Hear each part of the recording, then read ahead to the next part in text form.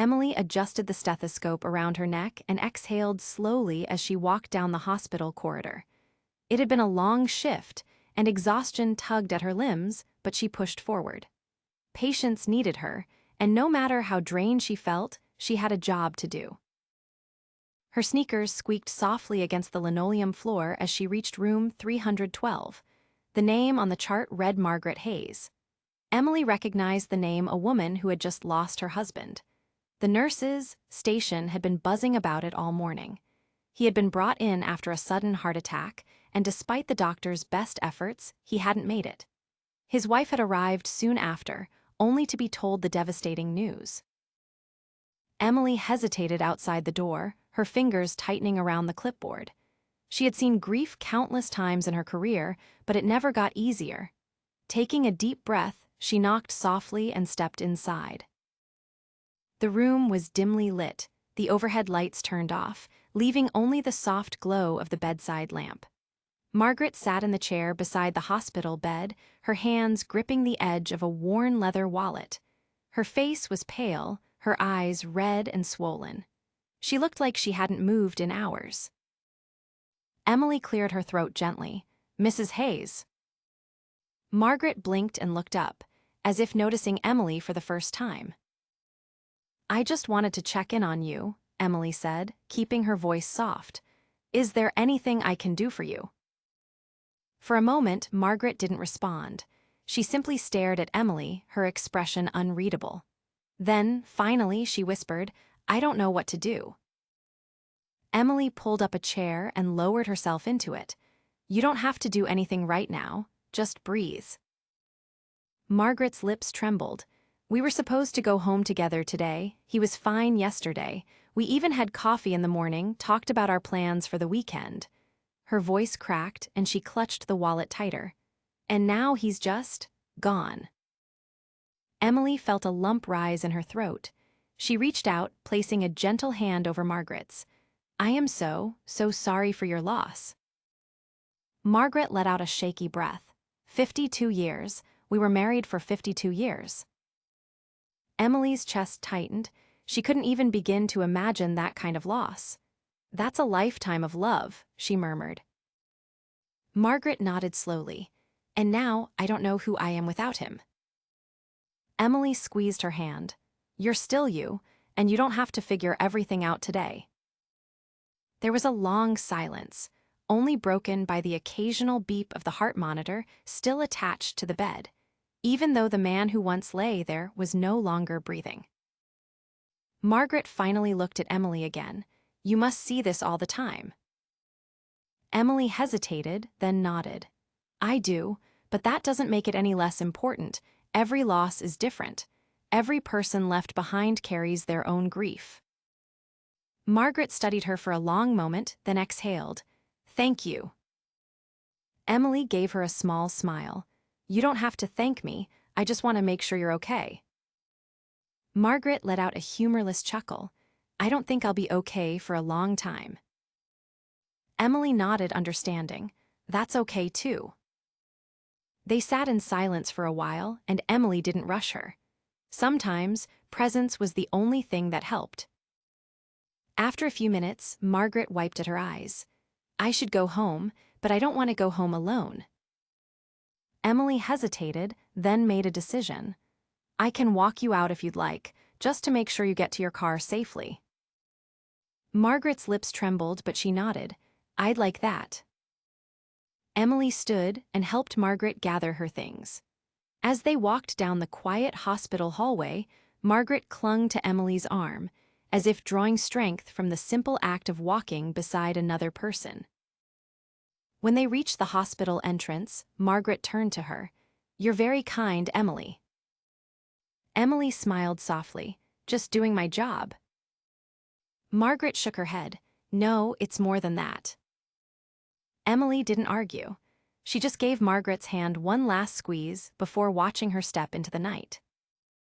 As the hospital doors slid shut, Emily exhaled. She didn't know if she had helped Margaret in any meaningful way, but she hoped more than anything that she had made her feel a little less alone.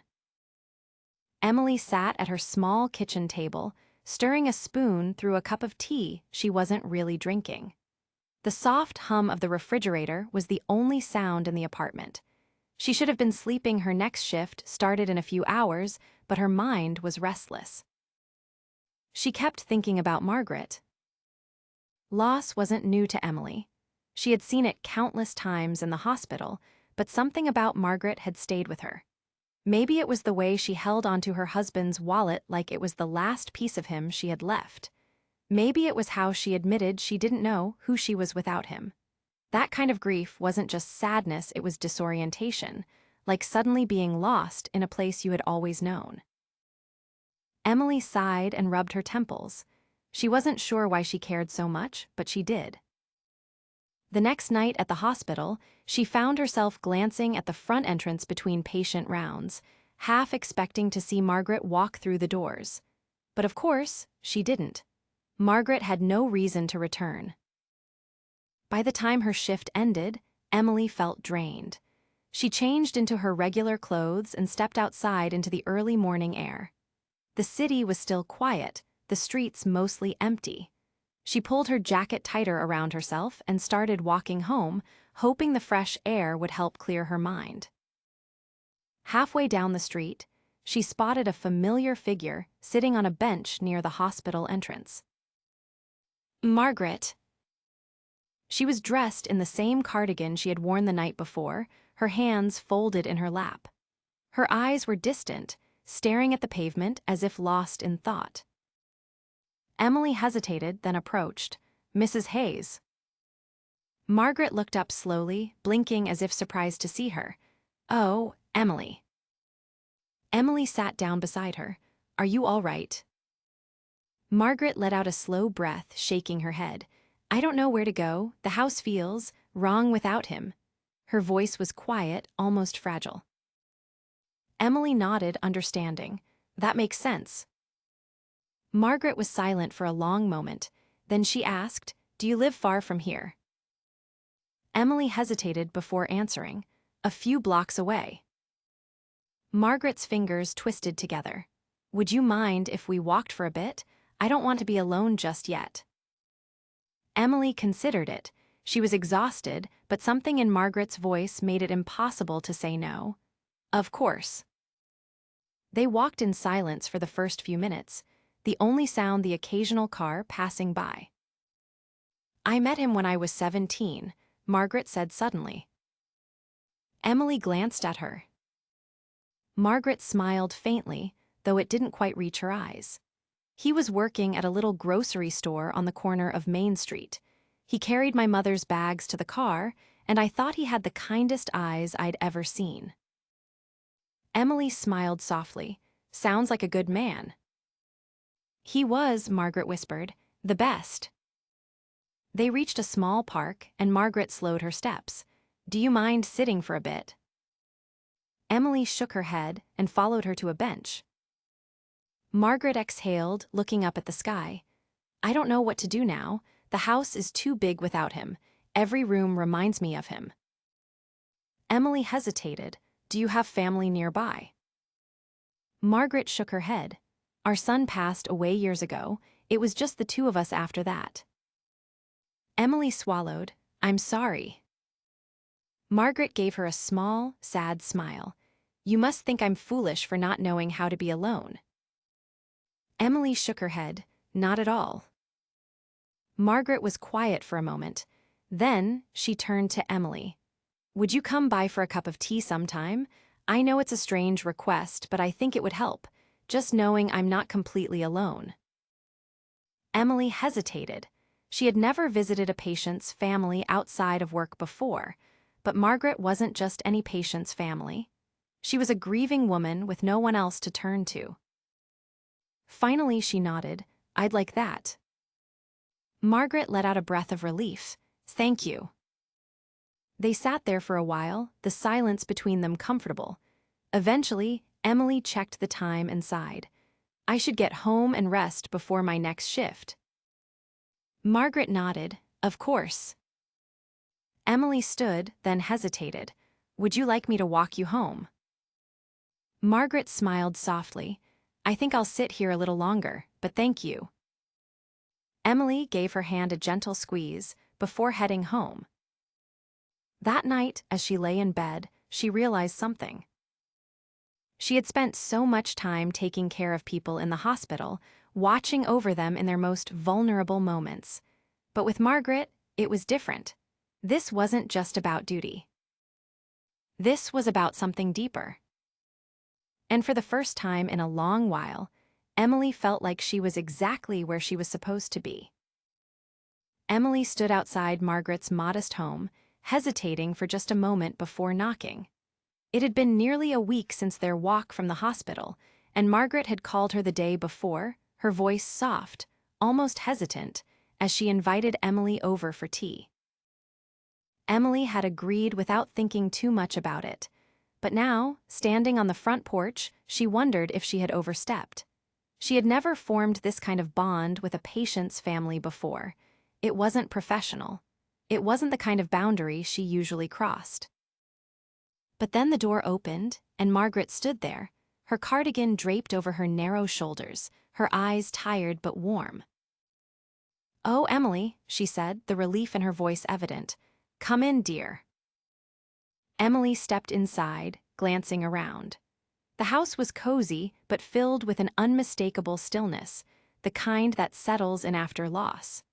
There were pictures on the mantel, a younger Margaret with a man Emily assumed was her husband, their smiles wide and full of life. Margaret led her to the kitchen, where a teapot was already steaming on the stove. "I hope you don't mind chamomile," she said, busying herself with cups and saucers. "Not at all," Emily said, watching as Margaret moved with a careful grace, as if keeping herself occupied was the only thing holding her together.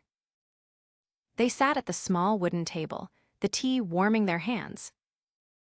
"I used to make him tea every evening," Margaret said suddenly, staring into her cup. "It was a silly little ritual, but he always said it helped him sleep." Emily listened, not rushing to fill the silence. Margaret smiled faintly. 52 years of routines, and now I don't know what to do with myself." Emily reached across the table, giving her hand a gentle squeeze. They talked for a while about small things: Margaret's garden, Emily's long shifts at the hospital. It wasn't much, but it seemed to bring Margaret some comfort. As Emily was getting ready to leave, Margaret hesitated before speaking. "Emily, would you mind doing me a small favor?" "Of course," Emily said without hesitation. Margaret walked over to a drawer and pulled out an envelope.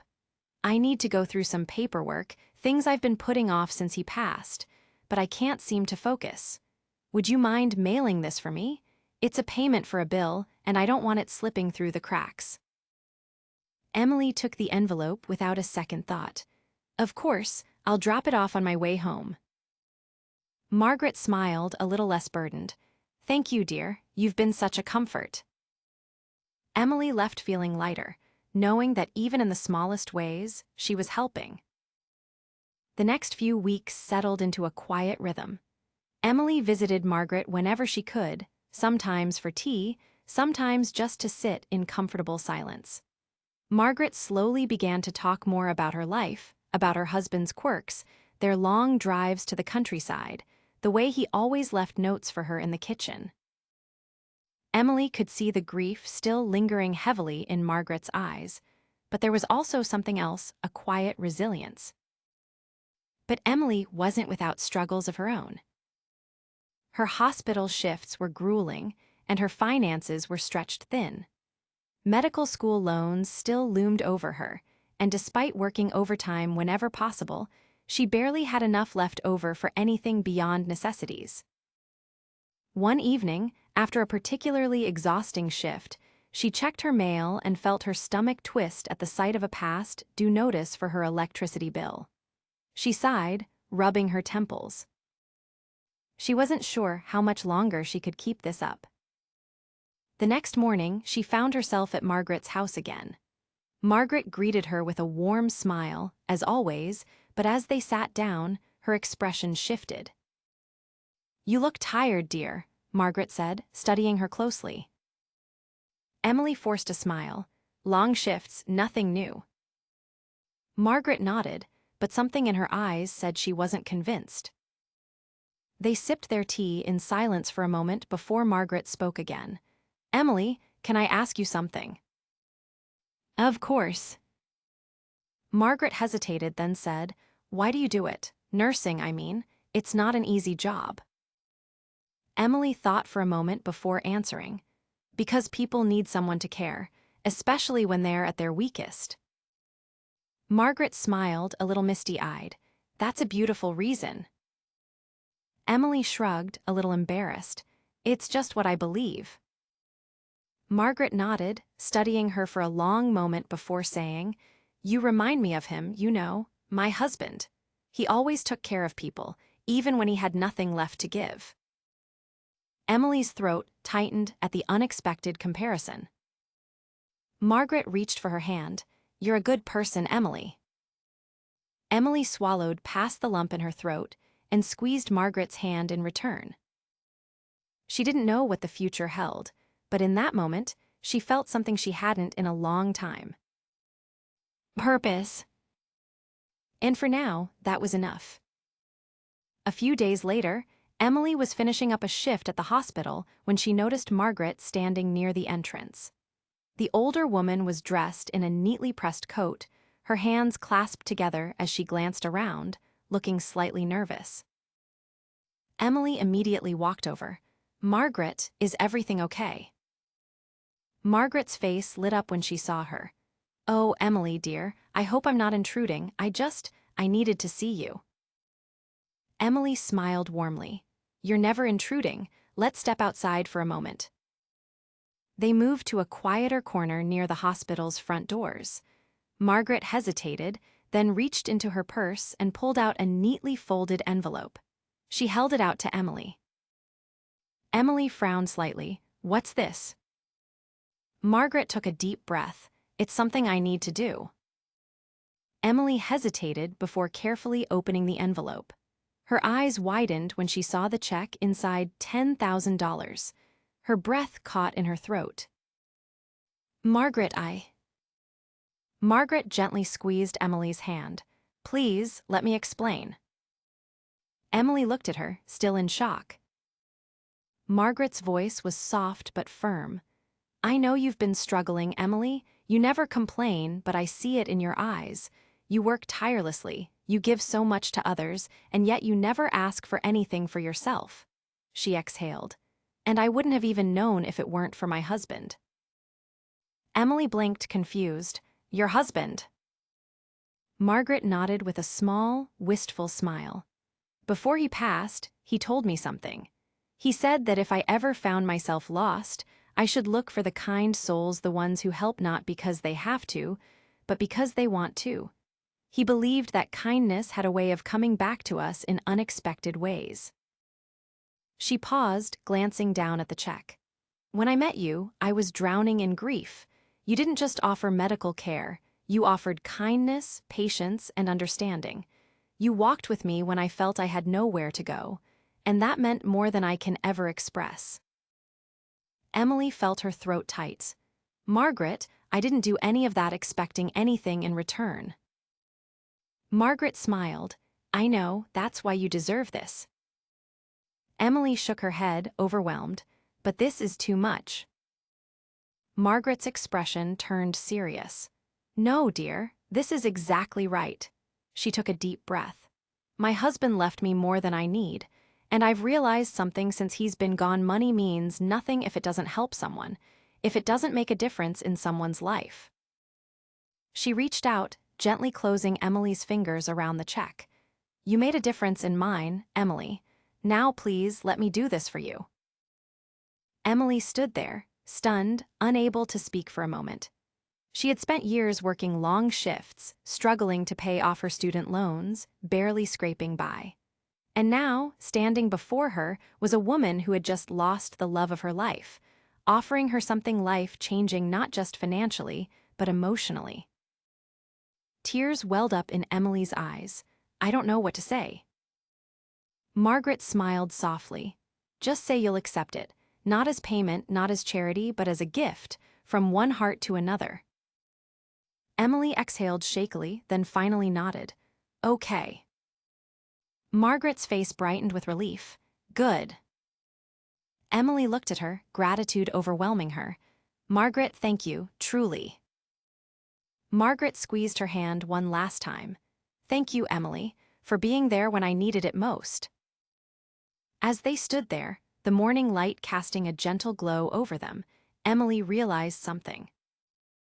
She had stepped into Margaret's life during her darkest moment, offering nothing more than kindness and presence. And now, in the most unexpected way, that kindness had come back to her. And for the first time in a long while, Emily felt like she could finally breathe. Emily sat at her small kitchen table, staring at the check Margaret had given her. The numbers on the slip of paper felt unreal, as if they belonged to someone else's life. She traced her fingers over the crisp edges, her mind racing. $10,000. It was more than just money, it was a lifeline. For years, she had been drowning in student loans, stretching every paycheck just to cover rent and bills. Now, for the first time in a long while, she could breathe. She could finally pay off a large chunk of her debt, maybe even set something aside for emergencies. But more than that, the gift represented something deeper. It wasn't just financial relief. It was proof that kindness mattered, that the little things she did, the moments she spent sitting with grieving families, the walks she took with Margaret meant something. She exhaled and reached for her phone. Margaret. The older woman's voice was warm. Emily, dear, did you sleep well? Emily smiled at the thoughtfulness in her tone.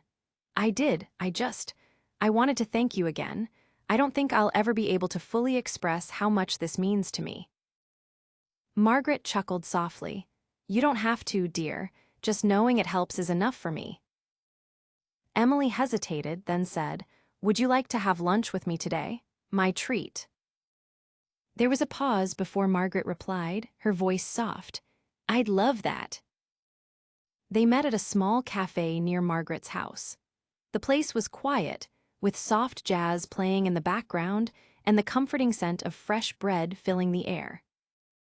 Margaret looked brighter today, her posture a little straighter, her eyes not as weighed down by grief. As they ate, they talked about simple things: Emily's work, Margaret's plans for tidying up her home, the changing seasons. At one point, Margaret set down her fork and looked at Emily thoughtfully. You know, I've been thinking a lot about what comes next for me. Emily tilted her head. What do you mean? Margaret sighed, though it wasn't a sad sound. For so long, my life was built around my husband. Every decision, every routine, it all included him. And now, she exhaled, I need to find a new purpose. Emily nodded, understanding. That makes sense. Margaret smiled wistfully. I've been considering volunteering, maybe at the library or a local shelter, something where I can be around people, where I can feel useful again. Emily's heart swelled with admiration. That sounds like a wonderful idea. Margaret chuckled. I suppose I have you to thank for that. Emily shook her head. You don't owe me anything, Margaret. Margaret reached across the table, patting Emily's hand. No, dear, but you reminded me that life isn't over just because someone we love is gone. Emily felt a lump rise in her throat. Margaret continued, her voice softer now. And you, what will you do now that you have a little breathing room? Emily thought about it for a moment. Pay off some debt, maybe take a short trip somewhere quiet before my next shift rotation. Nothing extravagant, just something for myself. Margaret smiled approvingly. Good, you deserve that. They finished their meal, and as they stepped outside, Margaret took a deep breath of the crisp autumn air. I think I'll walk home, she said. It's a nice day. Emily hesitated. Are you sure? Margaret nodded. Yes, I think I need the walk. Emily smiled, squeezing Margaret's hand. All right, but call me if you need anything. Margaret's eyes twinkled. I will. Emily watched her walk away, her step steady, her shoulders not as burdened as before. And as Emily turned toward home, she realized something. This wasn't just the end of something. It was the beginning. For both of them,